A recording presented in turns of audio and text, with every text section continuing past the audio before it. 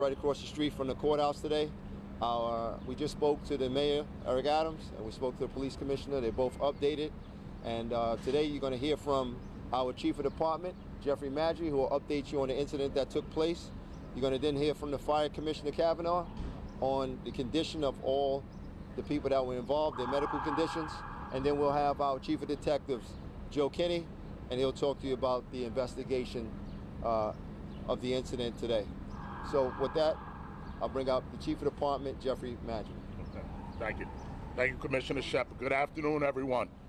I'm going to try and talk loud so you can all hear me. But at 1:30 this afternoon, right here in Collect Pond Park, which is directly opposite of New York County Criminal Court at 100 Center Street, where the trial of former President Trump is currently taking place, we observe a male walk into the park. He walks to the center of the park. When he's in the park, he starts shuffling around his clothes. He opens up a book bag. From the book bag, he takes numerous pieces of papers, pamphlets out.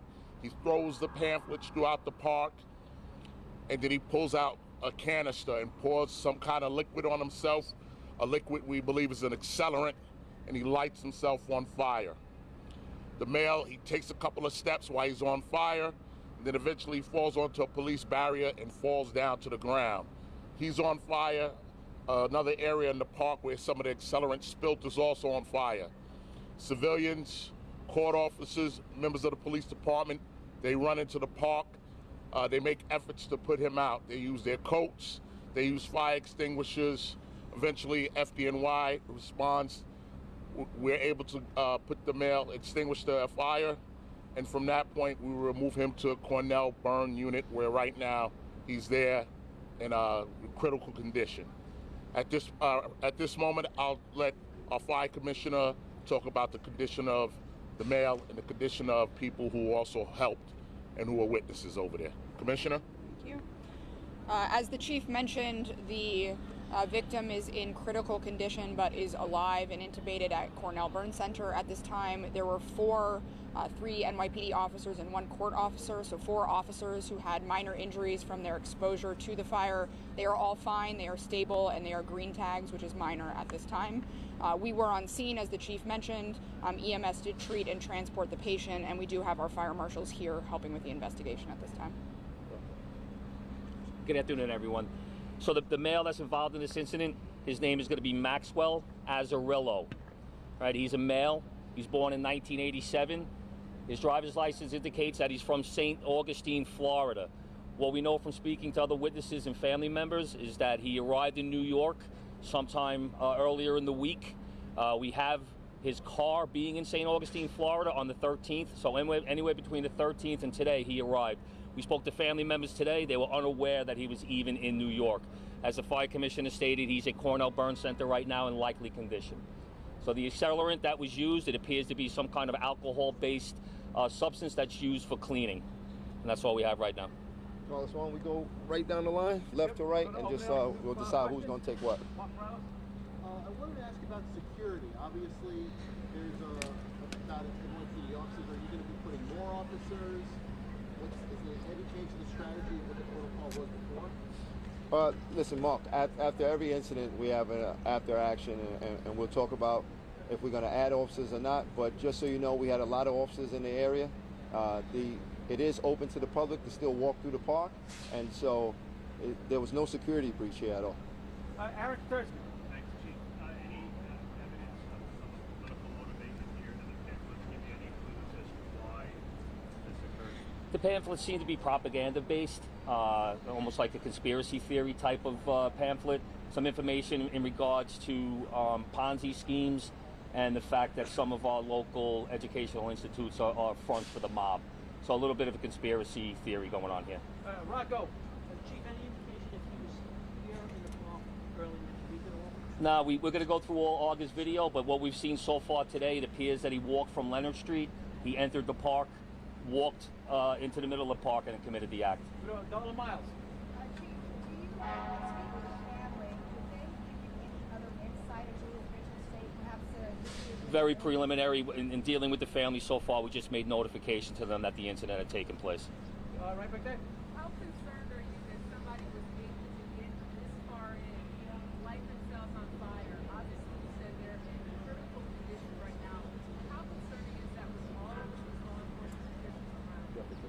Yeah. Thank you. We're very concerned. Of course, we're going to review our security protocols. This gentleman did not breach the security protocols. The park was open to the public. But of course, we're going to look at everything, and with the magnitude of what's going on around right here, we'll reassess our security with our federal partners. Like I said, we're going to go back. We're going to go back to the command. We'll talk to our federal partners, and we'll make decisions. If we need to tighten up security, maybe we'll shut down the park.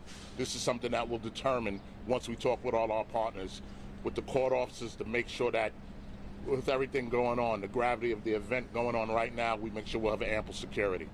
All right, Anthony DiLorenzo. So from the video and from eyewitnesses, it took a few minutes for the police officers to get there to get their hands on fire extinguishers. Was there no FDNY presence already here because of the obvious person inside the courtroom? And is that something that maybe the FDNY wants to revisit in case there is some sort of another emergency like this, where EMS or fire would have to respond immediately? Because it took police officers to use fire extinguishers. So Anthony, I'll give a piece out to the fire commissioner, but obviously we're working in partnership with courts, FDNY, all of the city agencies that need to be over here are here. But you got to also remember the park's open to the public. So there was no reason for anybody to already have a fire extinguisher on standby. Nobody knew that this guy was about to light himself on fire.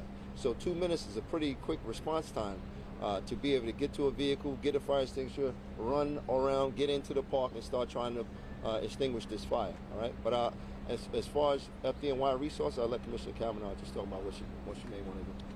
Yeah, as they mentioned, obviously we'll work with NYPD to review what happened, and if additional resources are necessary, we will place them here. But typically for any kind of major security event, which this is, we have additional EMS resources on scene. Fire only sometimes. There usually is not a reason for that, as you typically would not have next to a public park, but we will work with NYPD to review that. I would have to confirm what time they responded. We'll get back to you, but we do typically in any kind of high security event have more EMS resources on scene because there could be patients for any reason. All right, we're going to do 2 or 3 more. Right here.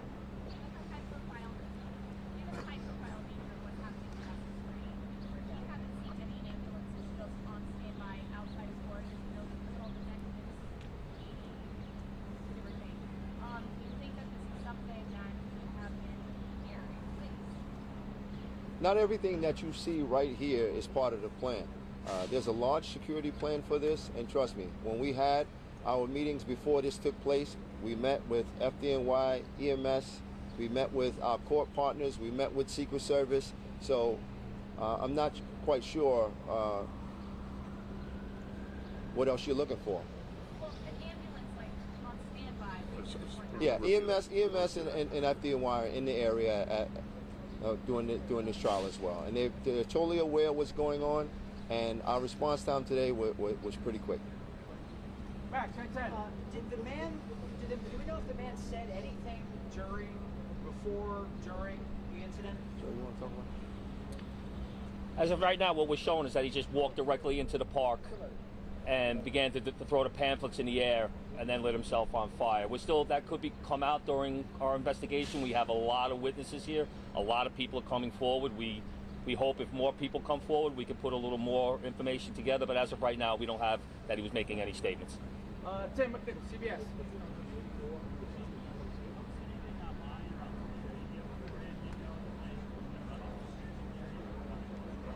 Yeah, we're looking through his social media and what he did online prior, and it appears that he did post something in regards to this event prior to the incident. Dan Rivoli. That's going to be my question, but to go off that on the internet posting for something like this trial, when you're gathering intelligence, is social media something you do look at? And obviously, I think one of the things we're looking at is the Substack post saying, "I'm the man," paraphrasing, but I'm the man who set himself on fire after Trump. Yeah, all of his social media is going to be scrubbed. Obviously, we didn't know him prior to this incident. I can talk about the Detective Bureau. We didn't know him prior to this incident, but going back now, part of the investigation, all his social media, any associates, we'll be looking at all of that. Right here. Is there any connection between this guy lighting himself on fire and the Trump trial? At this point, like I said, very preliminary. We don't have that. Family, pull out.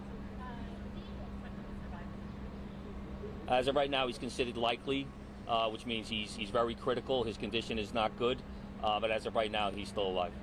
Shayna. Are you aware of any prior disturbing incidents involving this individual? We're looking through that right now. As 5 minutes ago, before we started this press conference, I didn't see any criminal history in New York. I know it hasn't been asked yet, but I just want Commissioner Daughtry to step in for a second and just talk about what he did immediately after to make sure that the area is safe. Thank you, Commissioner Shepard. Immediately following this incident, I requested the bomb squad to come. I wanted the bomb squad to search this area for any possible secondary devices. They're actually doing this right now behind me with K9 checking all the vehicles. As of right now, there has been no additional devices found. There hasn't been any devices found, I'm sorry, in regards to this incident. So we'll be continuing to search this area. And as far as your question about enhanced security procedures, we're going to take that look into this. Maybe we may have to shut this area down, but that's something that we're going to do. We're going to have a conversation when we get back to One Police Plaza. Thank you. Yeah. All right, last couple. Can you talk about, just reiterate what security personnel you do have on site right now? Yeah, we're not going to talk about specific numbers, but obviously we're working with numerous city agencies and our federal partners over in this area. Obviously we're working with courts. We're working with the Secret Service. We're working with sanitation, whose building is right here. We're working with FDNY.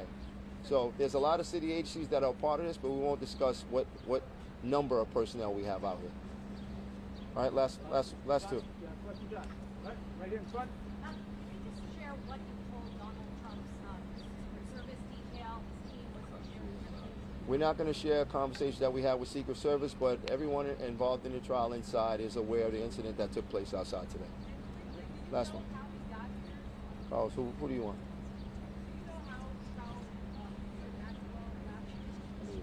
That's on the investigation, but I'll let Chief Kenny talk about that. Yeah, as of right now, on August camera, we have him walking to the park. That doesn't mean that he didn't either take the train here or come here, via a car. We do have a vehicle identified that's connected with him. We're currently searching for that car. All right, last one. All right, last question. Yeah, so the man was seen by multiple people carrying a sign that appeared to be somewhat anti-Trump, and earlier this week you guys blocked off barricades for Trump supporters protesting and leftists, and I noticed that he lit himself on fire on the Trump supporter side. Do you have any reason to believe that he was targeting Trump supporters? As I think everybody who stepped up here said earlier, we do not believe he is. This was targeting any particular person or any particular group. We just right now labeling it as a sort of a conspiracy theorist, and we're going from there. But the investigation will continue. All right, thank you, everybody. Thank you for your time and attention. Thank you.